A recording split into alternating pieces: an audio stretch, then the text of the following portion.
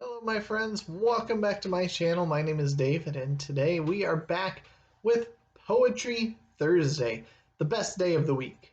Don't let anybody ever tell you otherwise. This is the day where all of the cool kids on BookTube are being forcibly coerced to reading and talking about poetry by yours truly. This was all started by Lucas at Bits of Lit, and I've been championing the cause for a while.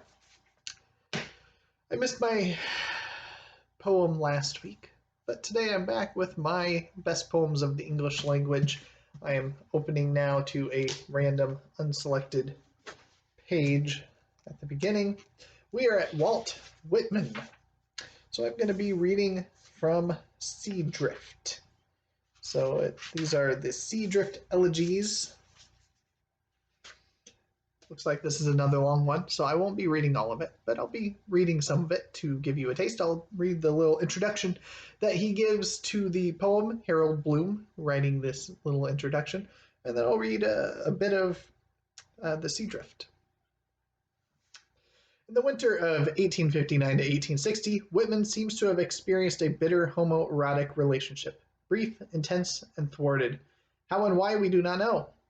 In the 1860 Leaves of Grass, third edition, appear two powerful new poems, eventually to be titled by their first lines and gathered in the Sea Drift section of the definitive Leaves of Grass.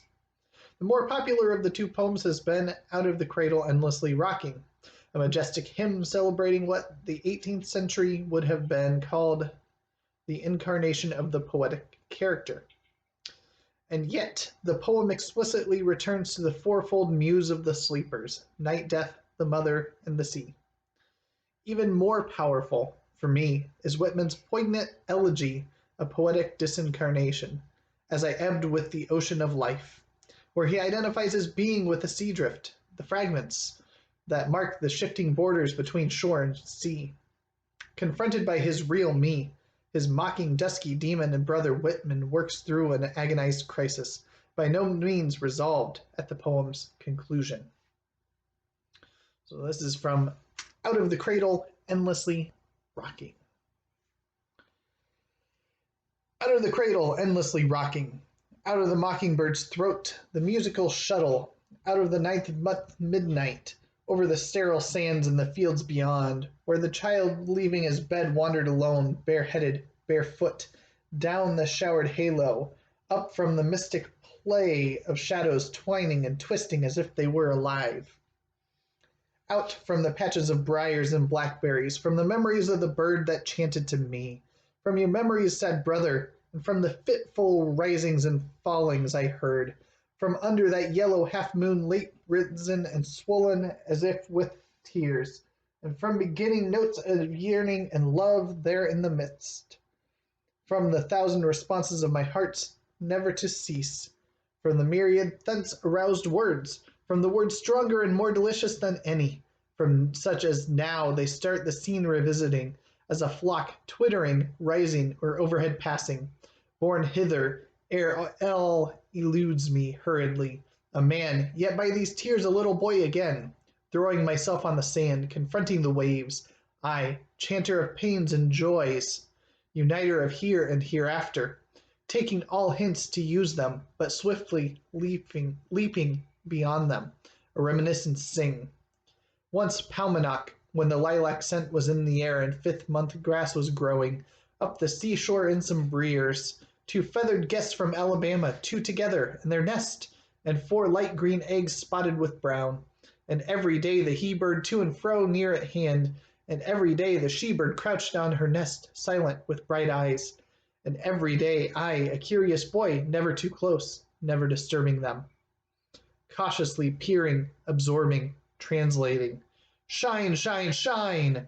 Pour down your warmth, great sun, while we bask, we two together.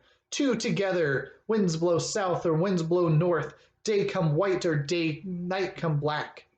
Home or rivers and mountains from home, singing all time, minding no time, while we two keep together. Till of a sudden, maybe killed, unknown to her mate, one forenoon, the she-bird crouched not on the nest, nor returned that afternoon, nor the next, nor ever appeared again.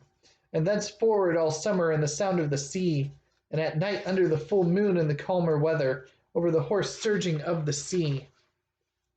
Or flitting from breer to breer by day, I heard at intervals, the remaining one, the he-bird, the solitary guest from Alabama.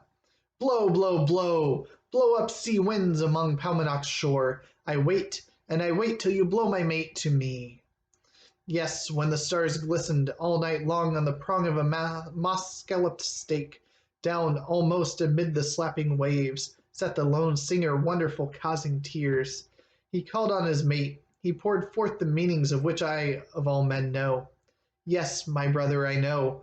The rest might not, but I have treasured every note, for more than once dimly down to the beach gliding, silent, avoiding the moonbeams, blending myself with the shadows, recalling now the obscure shapes, the echoes, the sounds and sights after their sorts. The white arms out in the breakers tirelessly tossing, I with bare feet, a child, the wind wafting my hair, listened long and long.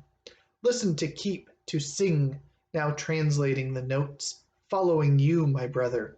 Soothe, soothe, soothe. Close on its wave soothes the wave behind, and again another behind, embracing and lapping everyone close. But my love soothes not me, not me. Low hangs the moon, it rose late, it is lagging. Oh, I think it is heavy with love, with love. Oh, madly the sea pushes upon the land with love, with love. Oh, night, do I not see my love fluttering out among the breakers? What is that little black thing I see there in the white? Loud, loud, loud, loud I call to you, my love. High and clear I shoot my voice over the waves. Surely you must know who is here, is here. You must know who I am, my love. Low-hanging moon, what is that dusky spot in your brown yellow? Oh, it is the shape of my mate. Oh, moon, do not keep her from me any longer. Land, land, oh, land, whichever way I turn. Oh, I think you could give me my mate back again if only you would. For I am almost sure I see her dimly wherever way I look. Oh, rising stars, perhaps the one I want so much will rise with some of you. O throat, O trembling throat, sound clearer through the atmosphere, pierce the woods, the earth, somewhere listening to catch you must be the one I want. Shake out carols, solitary here, the night's carols, carols of lonesome love, death's carols. Carols under that lagging yellow waning moon, under that moon where she droops almost down into the sea. O reckless, despairing carols, but soft, sink low, soft, let me just murmur, and do you wait a moment, you husky noise sea, for somewhere I believe I heard my mate responding to me. So faint, I must be still to listen, but not altogether still, for then she might not come immediately to me. Hither, my love, here I am, here.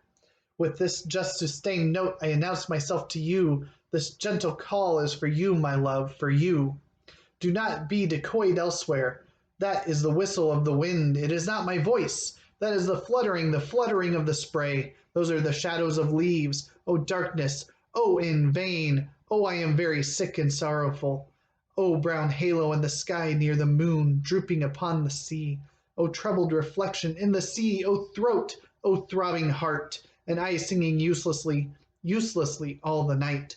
O past, O happy life, O songs of joy, in the air, in the woods, over fields. Loved, loved, loved, loved, loved. But my mate no more with me. We two together, no more. And it continues from there. For just a little bit longer. That's most of the poem. So hopefully you enjoyed it. A little bit different than previous one when I had John Keats. So what will I have next time? I don't know. It'll be something from here next week on Thursday for Poetry Thursday. Thank you for watching. And if you haven't yet, go make a poetry video.